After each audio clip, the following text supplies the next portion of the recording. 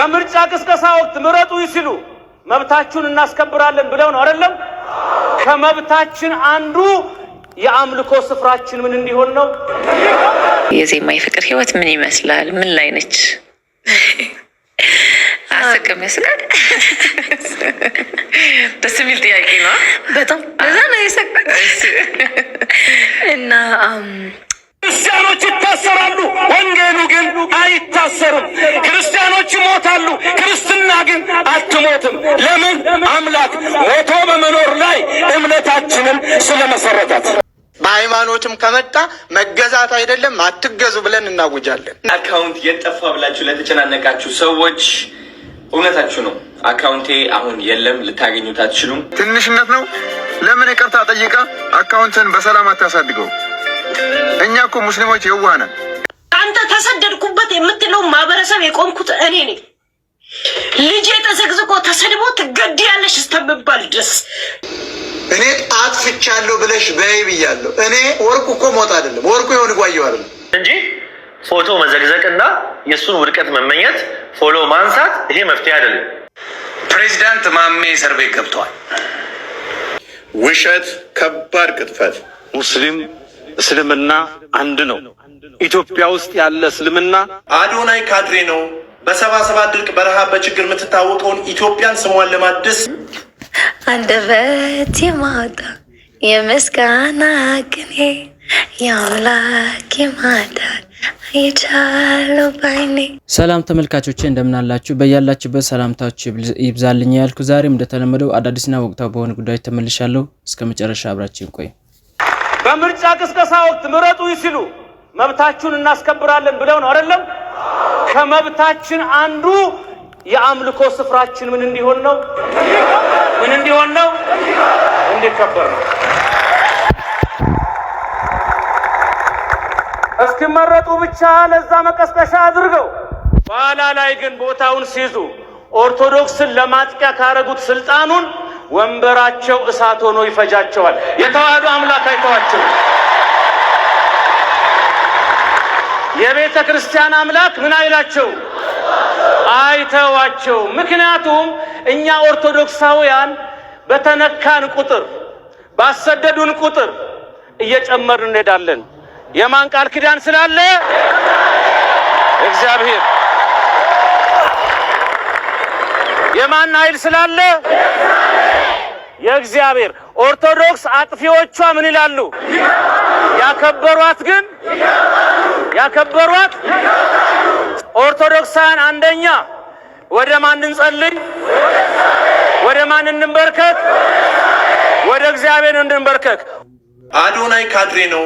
በ77 ድርቅ በረሃብ በችግር የምትታወቀውን ኢትዮጵያን ስሟን ለማደስ በሶሻል ሚዲያ እየተጋ ነው። እኔ ካድሬ ነኝ፣ ኢትዮጵያ ይሳካላታል በተባለበት ቦታ ላይ በጠቅላላ በስተቀኝ ነው የምቆመው። የኔ ዘመን ተጽዕኖ ፈጣሪ ሶሻል ሚዲያ ላይ ያሉ ወጣቶች በጠቅላላ ካድሬ ሆነዋል። የኢትዮጵያን ስኬትና ከፍታ ማየት እንፈልጋለን። የኛ ክብር ከሀገራችን ክብር አይበልጥም። አትሸወዱ። ኢትዮጵያ በእኛ ዘመን ስሟን እናድሰዋለን። ኢትዮጵያ በእኛ ዘመን ትበለጽጋለች። ኢትዮጵያ በእኛ ዘመን ይሳካላታል። ሰው እንዴት በሀገሩ ላይ ምቀኛ ይሆናል? ኢትዮጵያ የመጨረሻ ዛሬ ላይ የገባኝ ጠላቶቿ ጎረቤት ባዕድ ሀገር አይደሉም። ጠላቶቿ ልጆቿ ነው እየሆኑባት ያሉት። ሰው እንዴት በዚህ ልክ ለኢትዮጵያ አይራራም? እንዴት ለሀገሯ? ኢትዮጵያ እኮ የምትታወቀው ሰርች ባር ላይ ገብተህ እኮ ስትፈልግ በረሃብ በችግር በድርቅ የምንታወቅ ሀገሮች ነበር።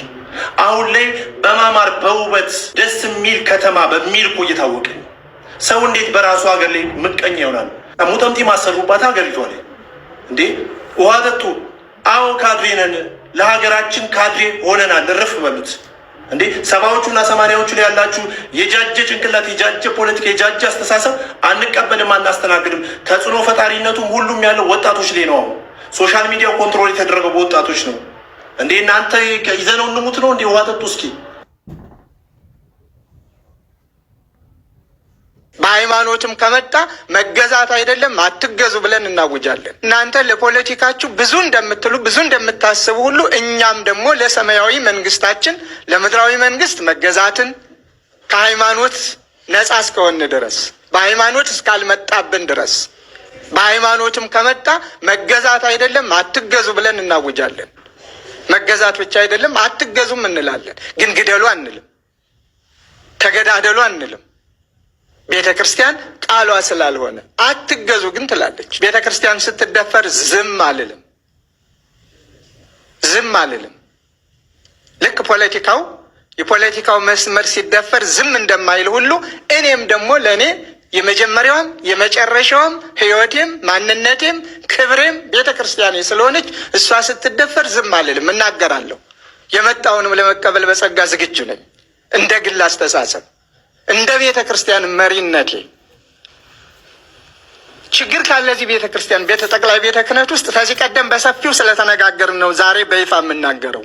ችግር ሲኖር ንገሩን፣ እኛ እናርማለን፣ እኛ እናስተካክላለን፣ አላስፈላጊ እርምጃ አትውሰዱ ብለናል ለመንግስት። በሰፊው ተነጋግረናል። ትናንትና ግን ከቤተ ክህነት የሚወጣው በሙሉ ይፈተሻል። ዛሬም ከቤተ ክህነት የሚወጣ መኪና በሙሉ ይፈተሻል። የሚገባ ግን አይፈተሽም። የሚገባውን ምናልባት የእኛ ዘበኞች ይፈትሹ ይሆናል።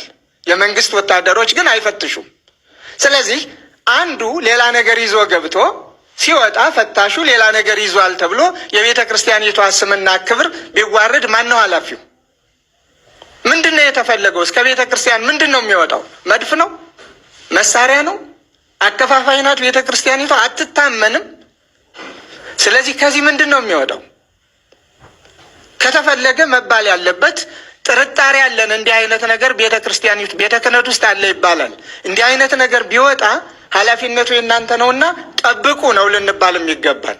አለበለዚያም ሰው እንስጣችሁ የሚያንሳችሁ ከሆነ ነገ ቤተ ክርስቲያኒቱን እንዳያስወቅስ ነው መባል ያለበት እንጂ ቤተ ክርስቲያን የማትታመን ሆና ቤተ ክርስቲያን ከትናንትናው ጀምሮ እስካሁኑ ድረስ እኛ በማናውቀው መሪዎቹ ፈታሽ በር ላይ ቆሞ መፈተሽ ድፍረት ነው። የቤተ ክርስቲያኒቱን ሕልውናም መፈታተን ነው። አቅሟንም መፈተን ነው። ይሄ ተገቢ አይደለም። አዶናይ አካውንት የጠፋ ብላችሁ ለተጨናነቃችሁ ሰዎች እውነታችሁ ነው። አካውንቴ አሁን የለም፣ ልታገኙት አትችሉም። ሜቢ ብታገኙት ቪዲዮዎቼ እንዳለ በአጠቃላይ ጠፍቷል። አይ ቲንክ ለብዙ ጊዜ ሲጠበቅ የነበረ ነገር ነው ይሄ። በብዙ ሪፖርት፣ በብዙ ኮሚኒቲ ጋይድላይን፣ በብዙ ነገሮች አልፈን እዚህ ደርሰናል። ይህ አካውንት ፎሎ አድርጉት ጋይስ። ቪዲዮዎቼም እና የአሜሪካ ቆይታይም በዚህ አካውንት የምታዩ ይሆናል። ቲክቶክ ባን ካላደረገው ማለት ነው። 1 ሚሊዮን ፎሎወር ብናደርሰው ደግሞ በጣም ደስ ይለኛል እውነት ለመናገር። ያኛው አካውንቴ ደግሞ ቬሪፋይ ለማስደረግ እየሞከርኩ ነው ያለሁት። ከዛ በኋላ ከዚህ ሁሉ ችግር እንድንገላገል ማለት ነው። ተረዳችሁኝ? ግን አንድ ምክር ልሰጣችሁ እፈልጋለሁ። ብዙ ቲክቶከሮች አያለው ትልቅ አካውንታቸው ሪፖርት ተደርጎ ይሁን ወይም የሆነ ነገር ተደርጎ ባን ሲደረግ ውስጣቸው እንዴት እንደሚሰበር ይገባኛል። እና ላይክ ያ ነገር እኔ ላይ አላጋጠመኝም ነበረ፣ ግን በተሻለኝ አቅም ከሰዎች ለመማር እየሞከርኩኝ ነበር። በቃ እገነዘባለሁ፣ እመለከታለሁ። እና አይ ቲንክ እኔ ልንገራችሁ አሁን አዶናይ ስሜትህ ምንድን ነው ብላችሁ ብትጠይቁኝ ማለት ነው እንደውም የበለጠ ቀና አልኩኝ፣ የበለጠ በአዶናይ ተማመንኩኝ፣ የበለጠ ኮራው በራሴ ነው። ቢካዝ ልብ ብላችሁ ካስተዋላችሁ ብዙዎቻችን ኩራታችን የሚመጣው ከገንዘባችን ነው። ለራሳችን ያለን ከፍታ የሚመጣው ከውጫዊ ህይወታችን ነው። ስኬታማ ካሉን ራሳችን ድንን እናስብላለን። ገንዘብ ከሌለን እናፍራለን፣ እንሸማቀቃለን፣ አነጋገራችን ይቀየራል። ግን ትክክለኛ የስኬት ህግ ምንድን ነው መሰላችሁ?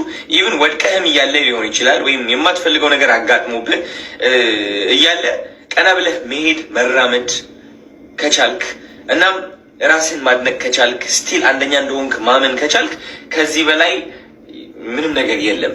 ኒፕሲ ሀስል ምን ብሎ ተናገረ መሰላችሁ? never let a hard time humble us ይላል።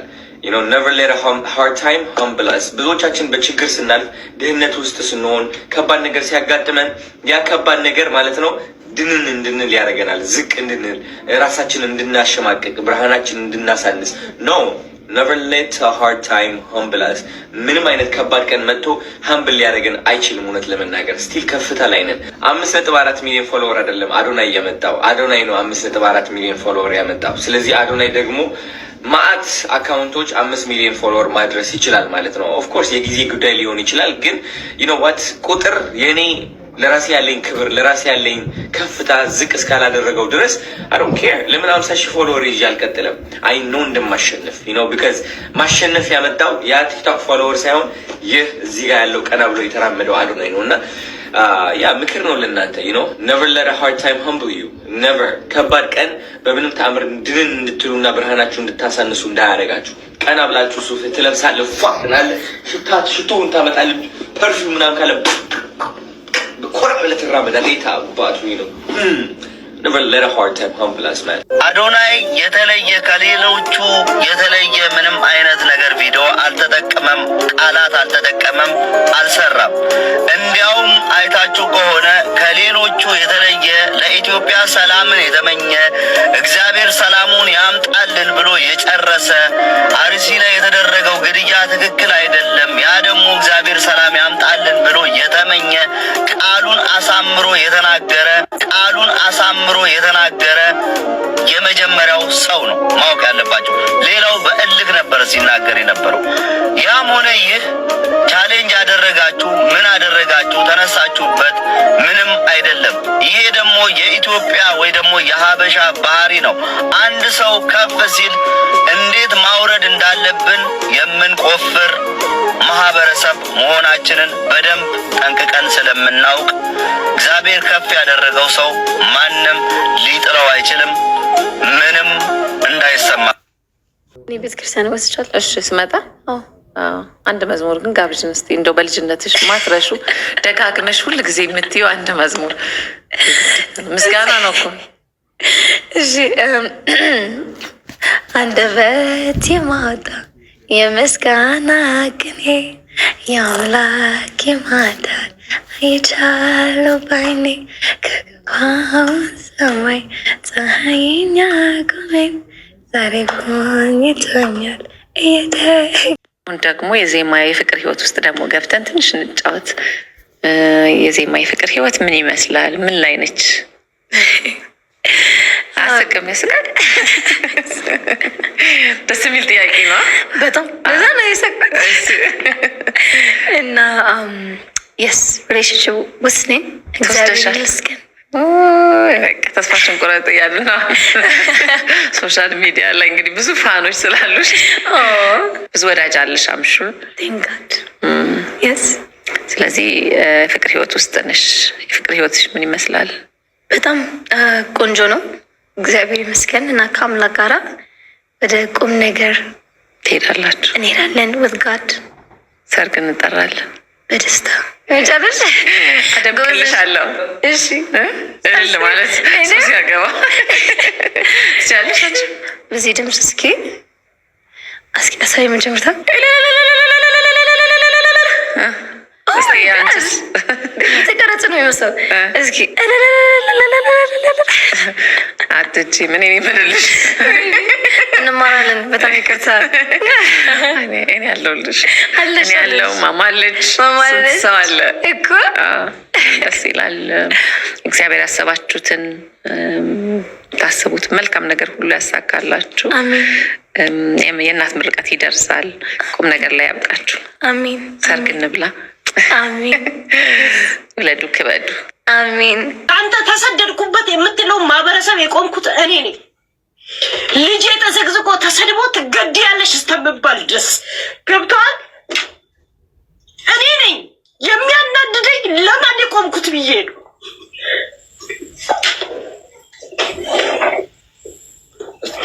ለማን ነው የቆምኩት 5 ዓመት እኔ ታክስ ተመልሶልኝ ያውቅም ሁሌ መልሺ ነው የምባለው እናንተ ክብሬ ተነካ የምትሉት ማንነታችሁ እኔ ግን ለሙሉ አማራ የቆምኩት እኔ ነኝ ቆይተይ ማውራት ፈልጋለሁ ችግር የለው የሚያናደኝ ለማን የቆምኩት የሚለው ነው እንደዚህ የሚያስለቅሰኝ እኔ በባህር የመጣው ሰው ነኝ ምን የመሰለ ቤተሰብ አለኝ እኔ ሀረር ላይ ሙሉ ሀረር የኔ ቤተሰቤ ከ12 እህትና ወንድም የተወለድኩ ነኝ ችግር የለብኝ አዋት ደውሉብኝ እሺ እያንዳንድሽ ዮኒ ማኛ ጥርስ ውስጥ ያስገባኝ ዘር በሚሳደበው በምቆምላችሁ እሺ የኔ ዘር ማን እንደሆነ ማንም ሰው ሳያውቅ እኔም ራሱ አይምሮዬ ላይ መጥቶ ሳያውቅ እናንተ ለግል ክብራችሁ ግን ዛሬ ተሯሯጣችሁ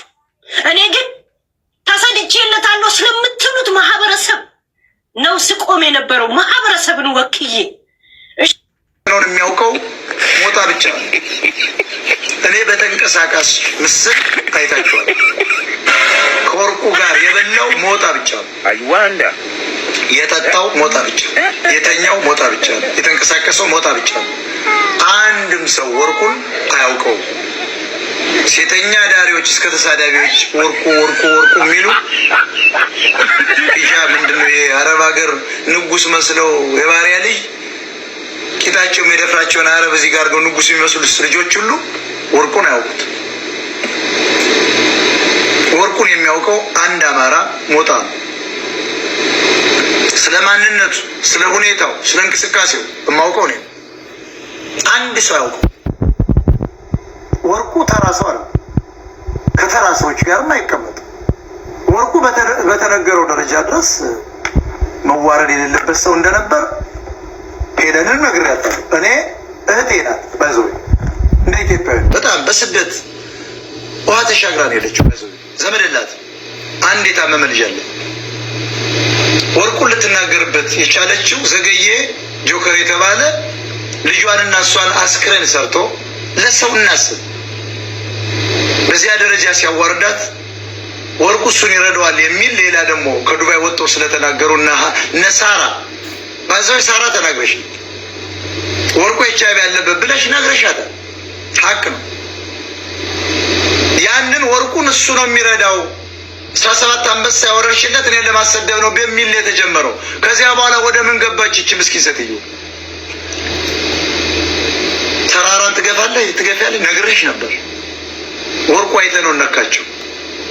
በቃ አንተም በጫምጫ ገደል ገባች። እኔ በዚህ ሴትዮ ውድቀት አልደሰትም። ሰው ነኝ፣ አልደሰትም። እኔ አይጸጸተኝም። አራት ቀን አይደል 3 ቀን ነግሬያታለሁ። በአራተኛው ስትናገር በቃ አይ ምን አልኳቸው? ወዲያው ስትወርድ ከላይብ ላይ ስገባ ምንድን ነው ያልኳቸው? በቃ ይህች ሴትዮ አለቀላት። 4 ጊዜ ነው የነገርኳት። የኔን ላይብ ተቆርጦ ይደርሳታል፣ ከታች ሰማለች። ስትወጣ ነው ደግሞ ምገባው ነው። እሷ በእኛ ማታ ነው የምትገባው፣ እኔ በቀን ነው ትሰማኛለች። ሄለን እህቴ ልንገርሽ፣ አቶ ወርቁን ይቅርታ ጠይቁ ነው ያልኳት። ታስታውሳላችሁ? የልቅ ይቅርታ በይ ያችን ብላሻለች። እርግጠኛ ነኝ ሳቴ ያላመጣሽው በሽተኛ ልጅ አለች፣ ብቻሽን ነው የምታሳድግ። በባህር ነው የሄድሽው አላልኳት? ግድ የለሽም ከተራራ ጋር ነው የተጋፋሽ። እናንተ አታሽቃብጡ ብያለሁ።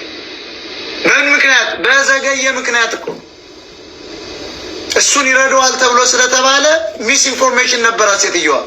ወርቁ ላይ ተንጠለጠለችበት። ወርቁን ደግሞ ታውቁታለች። ለአብይ አህመድም አይመለስም እንኳን ላንቺ። እኔ ተናግሬያለሁ፣ ይቅርታ በይው ብያለሁ በ3ኛው ቪዲዮ።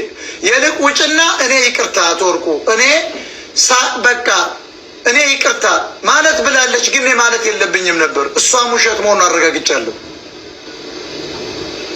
እኔ አጥፍቻለሁ ብለሽ በይ ብያለሁ። እኔ ወርቁ እኮ ሞት አይደለም፣ ወርቁ የሆነ ጓየው አይደለም፣ ወርቁ ይወዳብ አይደለም። ወጥተን እዚህ ጋር ምንነታረግ የሚዲያ ሰው የሶሻል ሚዲያም ፖለቲከኛም አይደለም። ወርቁ ግን ፖለቲካ ለስራ ቢል አብይን በሚሊዮን ታይምስ የሚበልጠው ወርቁ ልነግድ ካለ በላይነህ ክንዴን 20 ጊዜ የሚበልጠው ወርቁ ልናገር ካለ ማንኛውም ጋዜጠኛ እንኳን አንቺን ብያለሁ ጋዜጠኛ ስሜነ ባይፈርስም ትክክለኛ ኢንፍሉዌንሰር ከተባለ አዶናይ ነው። እና ሰዎች አዶናይን አለ አይደል እንዲህ የሰፈር ግሩፕ ውስጥ አትክተቱት። ይሄ በጣም ሌጀንድ የሆነ ልጅ። እሱን ማነጻጸር ከፈለጋችሁ ከባህልና ቱሪዝም ጋር ምናምን አነጻጽሩት። ልጁ ከራሱ ያለፈ ሰው ነው። ገብቷል? ከራሱ ያለፈ ሰው ነው። ለሌሎች ለሀገር ገጽታ የሚለፋ ልጅ ነው። አባቴ በርታ፣ አንተ ትችላለህ፣ ተባረክ። ያ አለ አይደል ዓለም ይቀበል፣ ደስ እያሉ ይቀበል። እንደምታውቁት እኔ ቅልጥ ያልኩ ቂጤን የጣልኩ ደሃ ነኝ።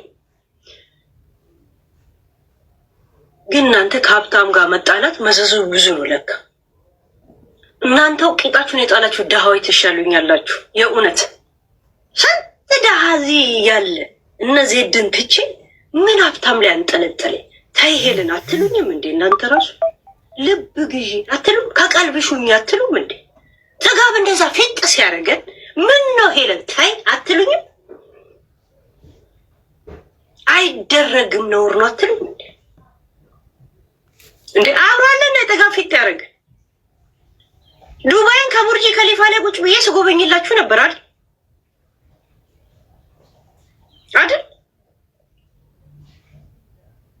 እና አሁን የጠበቃ ትችላለህ? እኔ የተጠየቁት ከአንድ ወር ከግማሽ ደሞዜ ነው። ከአንድ ወር ከግማሽ ደሞዜ ነው። እኔ ልጅ አስተዳዳሪ ነኝ ጋይስ። አይ ዶንት ሃቭ ፎር ዚስ የእውነት ወይ 10 ዓመት ዕዳ ካልጻፉልኝ በስተቀር ዚስ በጣም ዳንጀረስ ፎር ሚ። ወሬ ቁጭ ብለህ የሰማ ሁላ ጆሮክ ውስጥ ያለውን እንደዚህ በስንደዷ እንዲህ ለቅመ ካላወጣ እያንዳንዱ የኢትዮጵያ ሕዝብ በነፍስ ወከፍ ውሸት፣ ከባድ ቅጥፈት። ሙስሊም እስልምና አንድ ነው። ኢትዮጵያ ውስጥ ያለ እስልምና ባረግነው ጥናት ከሌላ ሀገር ያለው እስልምና ጋር አንድ አይደለም። ሱፊዩና ሰለፊዩ መሀል ያለው ልዩነት ቅርንጫፋዊ አሊያም ፍቅሃዊ አህካሞች ናቸው። መልካም እንግዲህ ያሲን ኑሩ በመስጊድ ውስጥ ሰብስቧቸው ሀባሾችና ዋብዮች፣ ሱፊዎችና ዋብዮች ልዩነት እንደሌላቸው ከሌላው ዓለም ሙስሊም ጋር እንደሚለዩ የኢትዮጵያኖቹ ግን ልዩነት እንደሌላቸው ተናግሯል። ከባድ ቅጥፈት። የአንተ ሼሁል እስላም የምትለው ሙሐመድ ቢን አብዱልውሃብ እንደዚህ ይላል ገጽ 104 ላይ ኪታብ ተውሂድ ላይ ማለት ነው።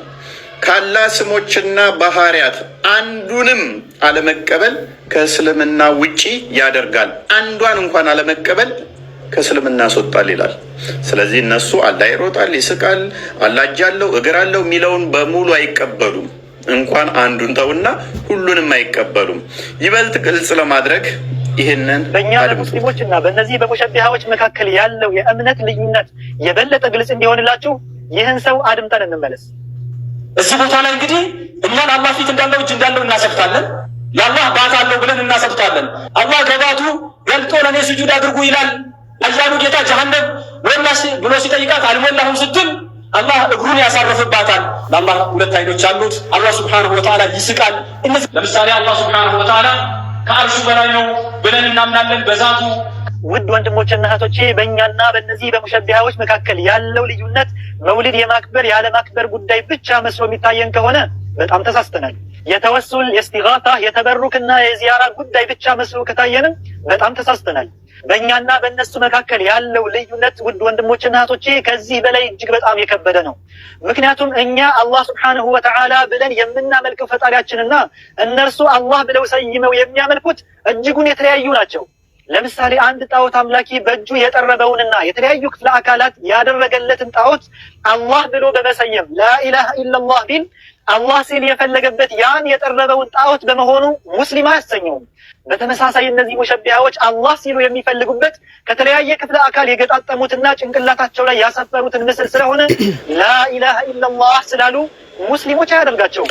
ወል እንግዲህ እንደሰማችሁት ነው። ሀባሾቹ ዋብዮችን አላህ እንኳን ሊቀበሉት ይቅርና ተጀምሮ ያላለቀ ጣዖት እያሉ ነው የሚጠሩት።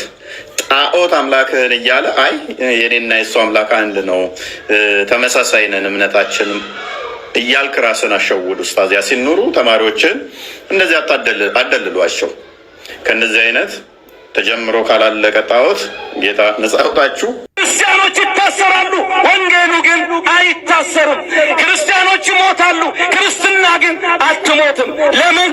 አምላክ ሞቶ በመኖር ላይ እምነታችንን ስለመሰረታት። ስለዚህ በመግደል በማረድ በማሰደድ እኛ ኦርቶዶክስን እናጠፋለን ካላችሁ እንዲያውም የበለጠ ብርታት ትሰጡናላችሁ።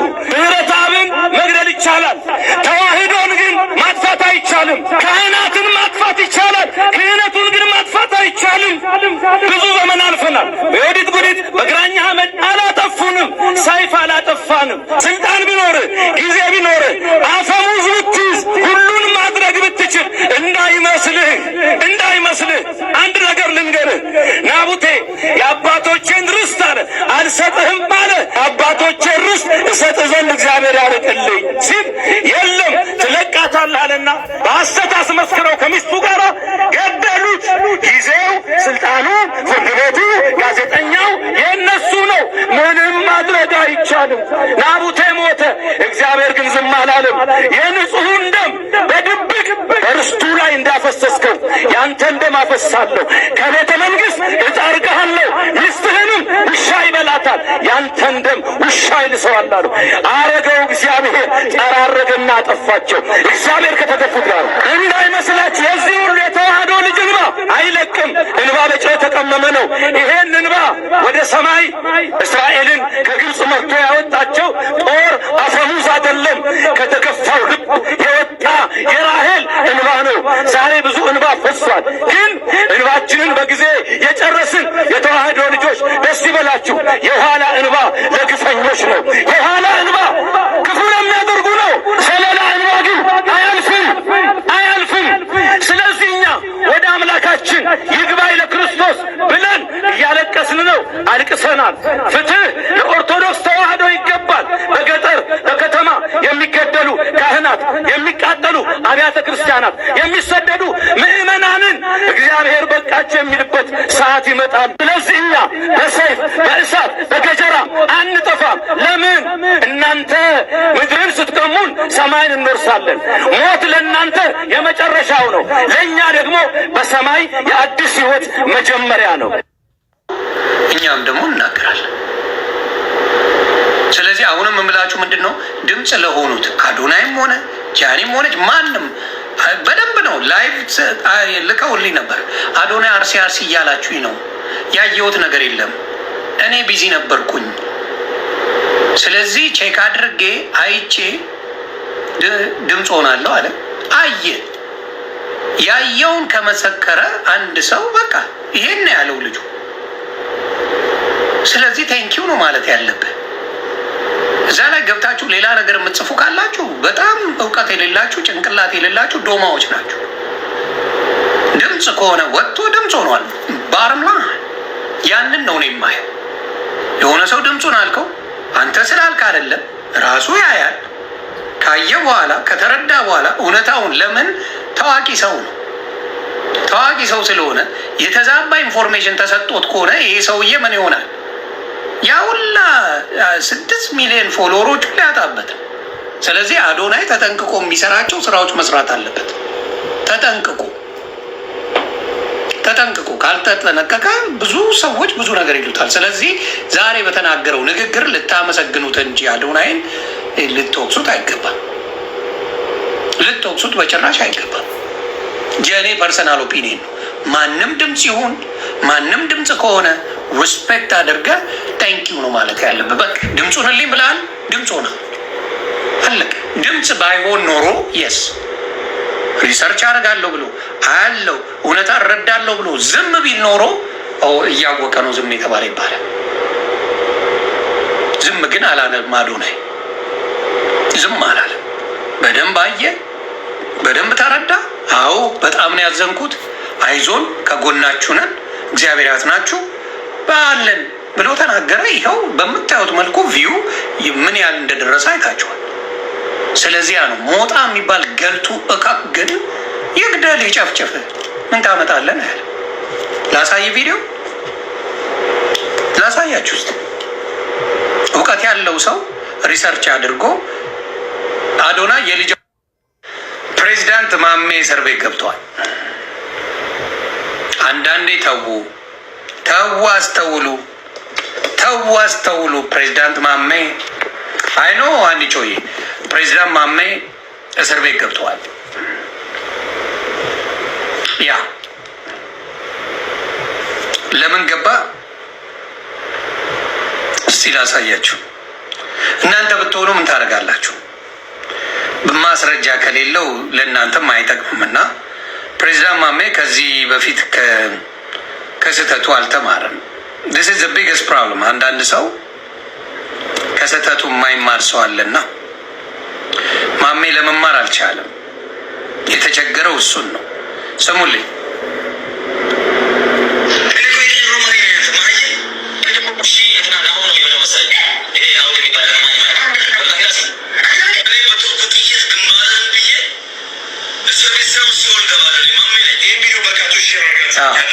ስሙ ምንድን ነው እያለ ያለው?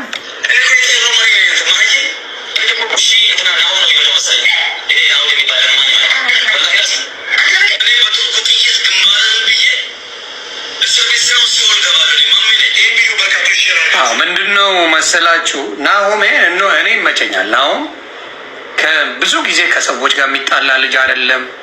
ጌሙን ነው የሚጫወተው በፔስ የሆነ ሶሻል ሚዲያ ላይ ከማንም ጋር በድራማ የማይታወቅ ልጅ ካላችሁ ናሆሜ ናት። ናሆሜ ይመቸኛል።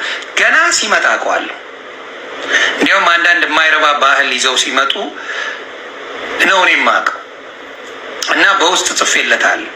ናሆሜ በርቺ፣ አሪፍ ሙድ ነው ያለ ብለህ ጠይቁት። ናሆሜን ጽፌለት በርታ፣ ይሄ ጥሩ ሙድ ነው ብየው በዛ ነው የጀመረው። ገና ጩጭ የሆኑ ማለት ነው። እና ምንድን ነው የማሜ ችግር ምንድን ነው?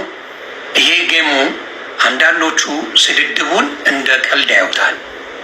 አሁን ብዙዎቹ ተሰድበዋል። ከማሜ ጋር ጌም የሚጫወቱ ሰዎች ብዙዎቹ ተሰድበው እንደ ቀልድ ያዩታል። አሁን ግን ምኑ አለፈ? ከመጠን አለፈ። ናሆሜን ምንድን ነው ያለው? አንተ ማለት ወንድ ነው የሚለጠልጠ የሆነ ጊፍተር አለው። ጊፍተሩ አወድ ይባላል። አበሻ ነው፣ ጊፍተር ነው፣ ይሰጣል። እኔም ጋር ራሱ መጥቶ ሰጥቷል። አወድ የሚባል አረሰ እና ይሰጠዋል። ሲሰጠው ተናዶ ምን ያደርገዋል? አንተ እሱ ነው የሚለጠልጠ እንዲህ ነው የሚያደርግ እያለ ሲሳደብ ተቀረጸ። አዶናይ ለአክሱም ሙስሊሞች ድምፅ የመሆን ያለመሆን ጉዳይ አጀንዳ ሆኗል። ትላንትና እኔም አንድ ቪዲዮ ለቅቄ ነበር። በምን አይነት መንገድ እንደተረዳችሁት አላውቅም። በውስጥ ሀሳባችሁን የሰጣችሁኝ ከልብ አመሰግናለሁ። በነገራችን ላይ እኔ ሀሳቤን መግለጽ የፈለግኩት በዚህ ቪዲዮ ላይ ሰዎች በብዙ ልፋትና ድካም የሆነ ስኬት ላይ ይደርሳሉ። ሰው ናቸውና ሊያጠፉም ሊያለሙም ይችላሉ። ሲያጠፉ እንቃወማለን፣ ሲያለሙ ደግሞ እናበረታታለን። ስለዚህ አዶናይ ኦኬ ድምፅ አልሆነም አጠፋ እንበል፣ ድምፅ ሁነን ለእኛም ብሎ ድምፅ እንዲሆን ነው ጫና ማድረግ ያለብን እንጂ ፎቶ መዘግዘቅና የእሱን ውድቀት መመኘት ፎሎ ማንሳት ይሄ መፍትሄ አይደለም። ገባችሁ? እስከዛሬ እንዲህ አይነት ኮንቴንቶችን ሰርቶ አያውቅም። ሰራ አጋጣሚ አይደል? ሲሰራ ይሄንም ድምፅ ሁን ብለክ ጫና ማድረግ ነው፣ እንዲሰራ ማድረግ ነው። ያን ያልሰራም ካለ ኦኬ ትቃወማለክ። እስከዛሬ ለምን ድምፅ አልሆነም? የራሱ ምክንያት ሆነዋል። ኢትዮጵያ ላይ እንዲህ አይነት ሰዎች ድምፅ ሲሆኑ ምን ያክል ጫና እንደሚመጣባቸው ሁላችንም እናውቀው ነው። ሰሞኑን እንኳን መስጊድ ውስጥ ሰው ተገሎ ተደብድቦ ቁርአን ተቃጥሎ ብሩክ ኒውስ ይሄንን ዘግቦ ምን እንደደረሰበት አይታችኋል። ቪዲዮን አስጠፍተውት ሌላ ቪዲዮ እንዲለቅ አስደርገውታል፣ ኢሜጅ እንዲቀይር ማለት ነው። ስለዚህ ምን ያክል ጫና እንዳለ ታውቁታላችሁ። በትላንትናው ቪዲዮ ላይ ሲያወራ እኔ ልጆች ያሉኝ ቤተሰብ አለኝ ልጆቼን ላሳድግበት ከምን አንጻር ያለ ይመስላችኋል? እናስተንትን። እኛ ሙስሊሞች ነን፣ ኡዝር መስጠትም አለብን። ደግሞ እንደ ሙስሊም የሰውን ውድቀት አንመኝም። ይህን አጋጣሚ ተጠቅማችሁ ልጁን ለመጣል የምታስቡ የግል ጥላቻ ያለባችሁ ከእስልምና ጋር አታገናኙት። እስልምና የሰው ውድቀት አይፈልግም።